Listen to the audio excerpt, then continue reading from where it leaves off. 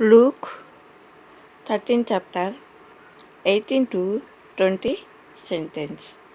लूका 13 अध्याय 18 से 20 వచనం. లూకా రాసిన సువార్త 13 అధ్యాయము 18 నుంచి 20 వచనాలు.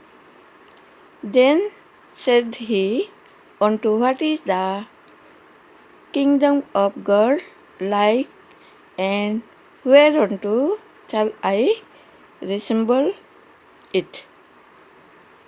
It is like a grain of mustard seed, which a man took and cast into his garden, and it grew and waxed a great tree, and the fowls of the air lodged in the branches of it.